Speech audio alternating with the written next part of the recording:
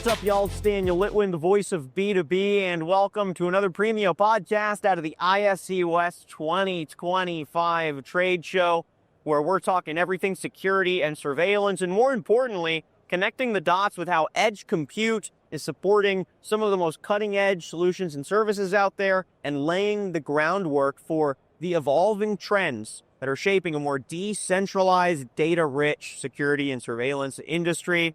Today, we're doing another partner panel here where we're discussing how edge computing, again, is supporting some specific use cases in security and surveillance. We're joined by RaySecur and the Premio team.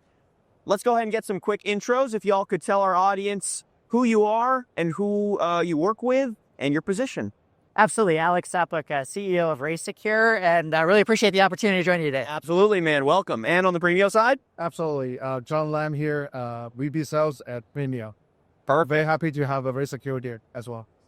So with John and Dr. Alex here, we are going to be breaking down how Premio and RaySecur work together to create some very unique and highly relevant threat detection systems. So, Dr. Alex, why don't you start first by telling our audience a little bit more about what RaySecur does and what slice of threat detection y'all operate in? Because that's, even within security and surveillance, it's a pretty wide pool there. So. Yeah, so I think we do something very unique when it comes to security and surveillance applications, which is we've developed technology called T-ray imaging. Everybody's familiar with X-ray. Yep. And with T-ray imaging, we're actually using very safe radio waves to see inside of items in real time for concealed threats.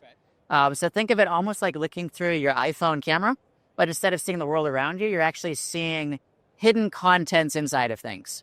And so one of the areas that we've really focused on the security space is screening things like mail, packages, deliveries, personal items for hidden threats. That could be anything from powders like anthrax or fentanyl to weapons or explosives or anything that could be dangerous or harmful concealed inside of something physical coming into a building. It's funny when we talk about security and cybersecurity threats, everyone's talking about new IoT nodes and the kind of backdoors those can open, traditional network security, access controls, cameras, and this whole ecosystem of cutting edge tech.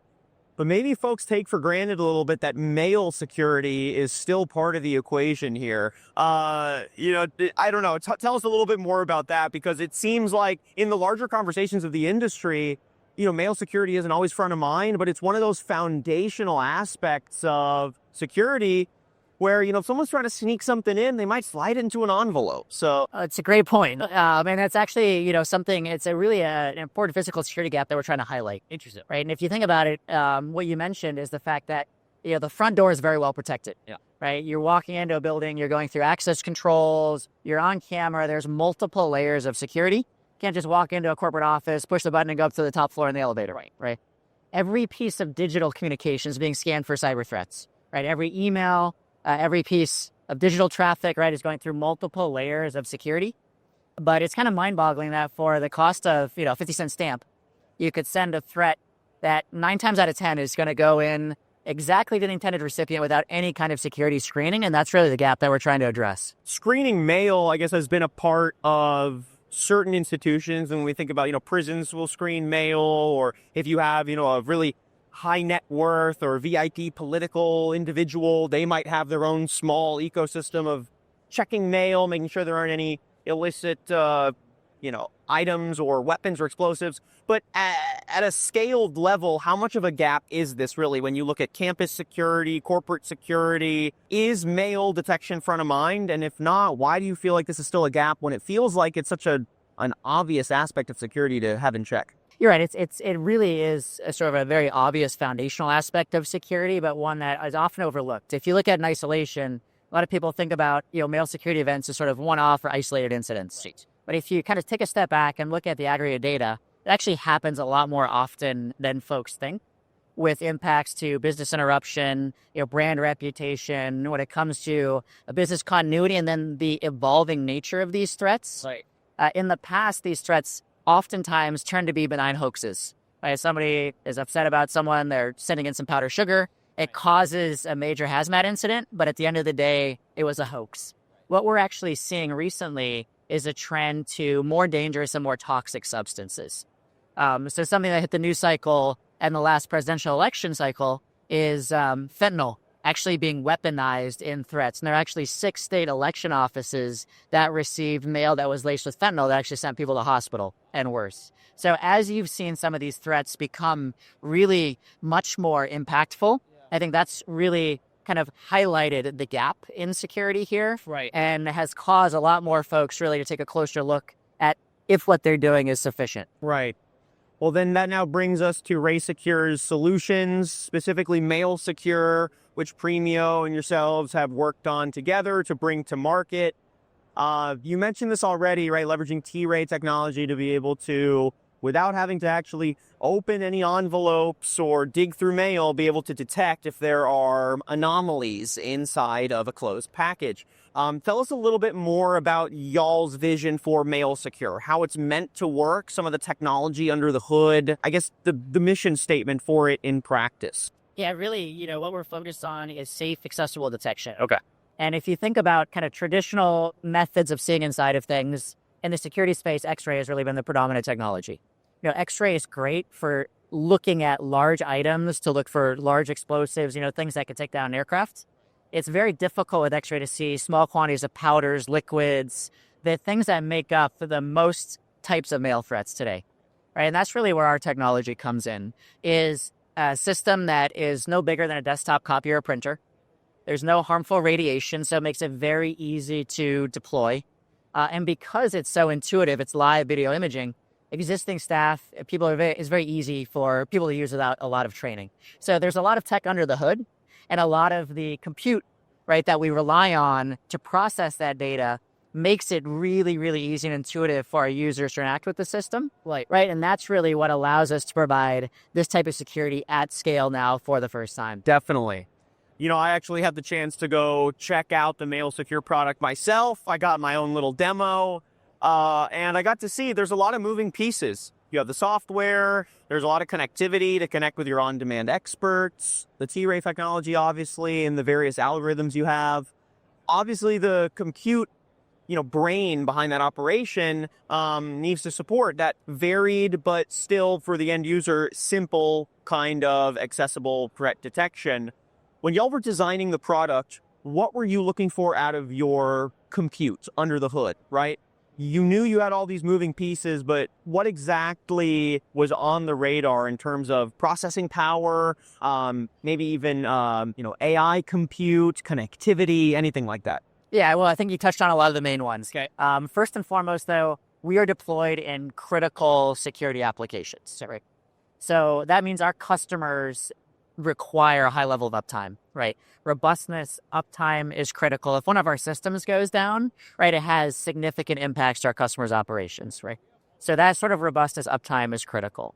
Something that's compact, right, easy to integrate into the form factor of our systems, right? We've got limited real estate. We want something that is not super evasive for our customers, right? That doesn't seem out of place in an office environment, right? So that compact form factor, and then having the compute power that we need to support everything that we're doing from image processing to data analytics. And as we layer on those AI tools, obviously that drives a much higher level of compute going forward as well. Yeah. So now let's bring in Premio here, right?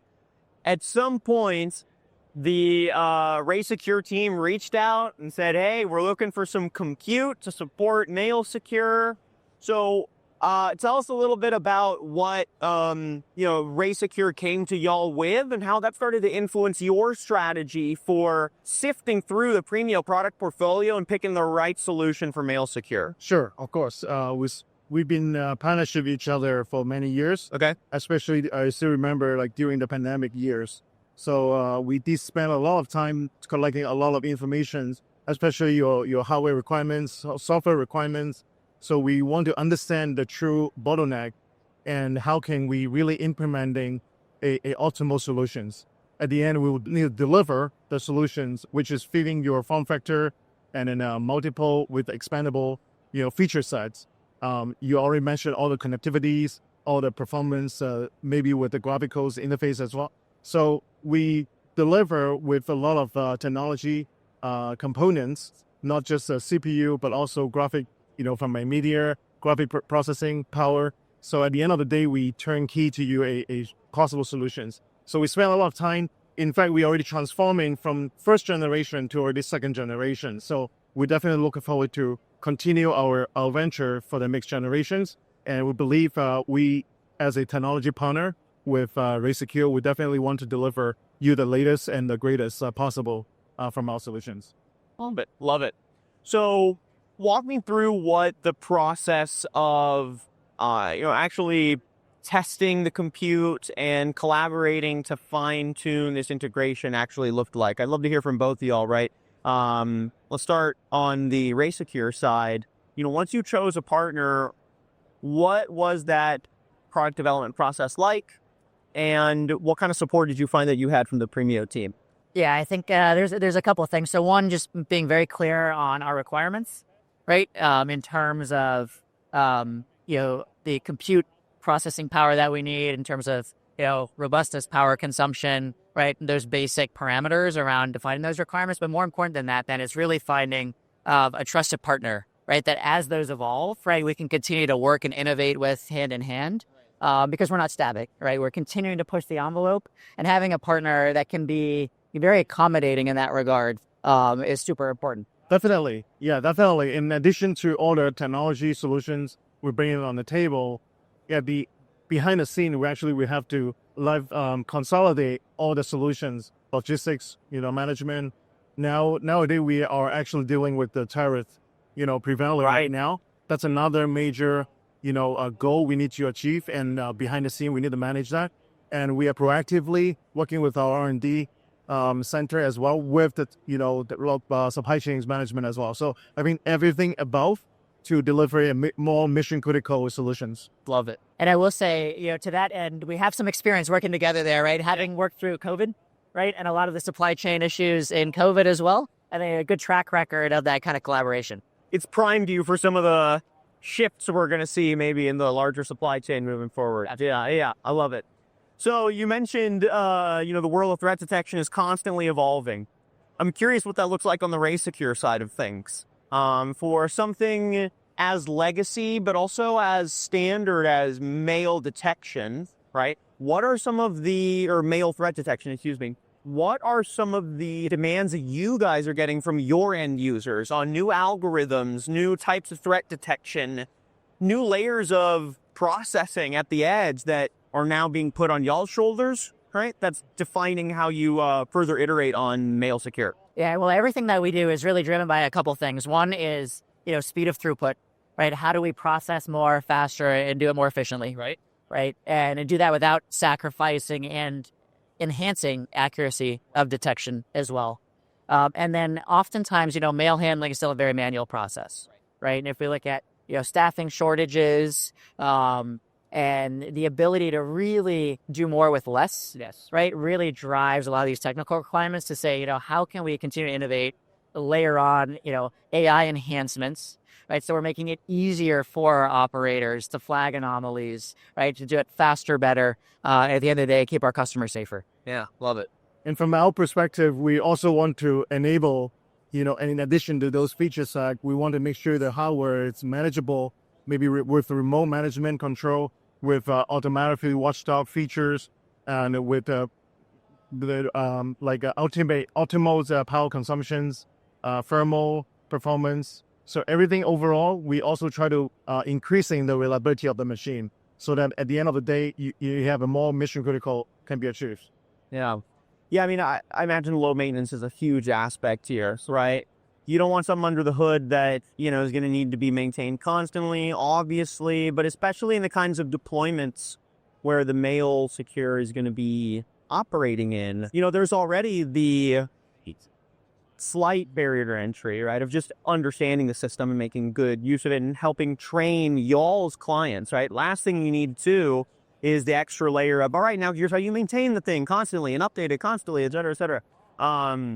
So with that in mind, I'm curious, you said efficiency, you said, speed of processing, and actually more accuracy. Those are the things that are driving further innovation for MailSecur and RaySecur at large. How does that influence the software side of things and how you design the product to be user-friendly and intuitive? especially for end users who are maybe having to learn how to interpret T-Ray tech for the first time. Sure. Yeah. Yeah, when it comes to sort of ease of usability, right, from the end user side, part of it is, we deploy IoT connected devices, right? So having the ability to push over-the-air updates, make it as seamless as possible for our customers to have the latest and greatest, right, is critical for how we implement, continue to stay at the forefront of that. And then the other piece is, as we build out a lot more of our data and analytics, right, that drives a lot of that compute requirement. We're capturing insights and images at the end of the day, but it's how do we translate that into high value intelligence that our customers can act on, right? And that the compute is really the central piece of making that happen. Totally. Well, with the software, they implementing on top of the hardware, definitely will make it more smarter and very useful to the industry. In this case, for security markets, verticals. So I think those are very critical. We have to be partnered together to enable a smarter device. Definitely.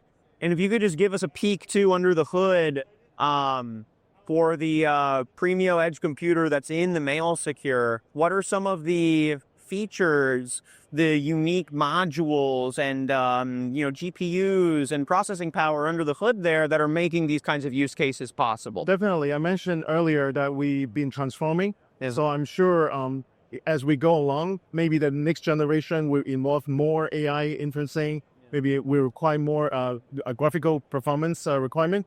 So at this moment, we definitely will keep aligned with all the technology from the partner like NVIDIA, Intel, all these technology partners, and maybe the drive, storage, the speed performance, all those are maybe also critical. So definitely on forward, we're looking for maybe a more smaller form factor, but without sacrificing their performance as well. I mean, those are the market. We make it more compact, more cost effective, especially with the tariff situation. So maybe that's the future we need to look into. Very nice. Exciting stuff. All right. Well, to wrap things up, let's just paint a picture of threat detection at large and what you see on the horizons in terms of ways that the threats themselves might continue to evolve and how that is shaping some of the design and development and partnership work that y'all are doing at RaySecur. Yes, I think, you mentioned an important theme, which is these threats continue to evolve, right? And we have to continue to evolve as well.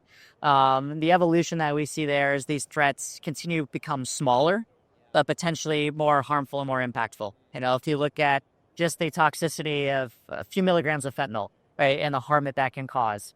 And so as we continue to push the limits there of our imaging capabilities, of our processing capabilities, of being really able to tease out things and features in those images that might be imperceptible to the human eye, right? But the machine can pick up, right, to help our operators really, pick up on those kinds of threats.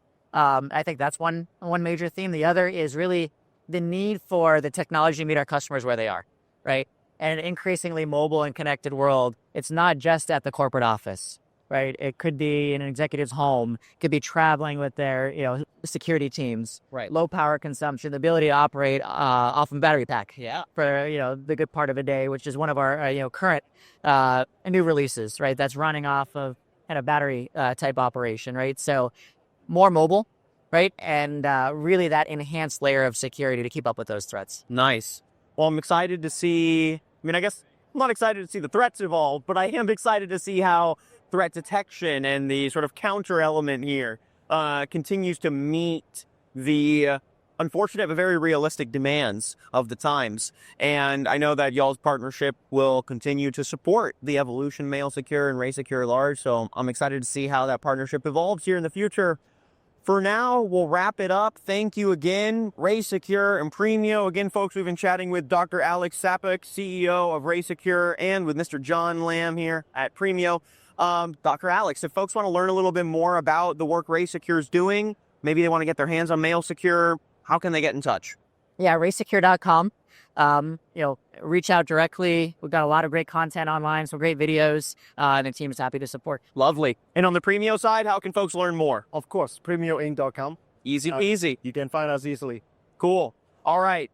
Thanks again to the two of you. It's been a real pleasure, and I'm looking forward to seeing the evolutions here in threat detection on the horizon. Awesome. Thanks again, y'all. Thank you. And thank you everyone for tuning in to this panel discussion here at ISC West 2025. Make sure you're heading to premioinc.com. Again, premioinc.com for more thought leadership, deep dives, and insights on how edge compute is supporting the security and surveillance industry. I'm your host, Daniel Litwin, the voice of B2B. We'll catch you on the next one.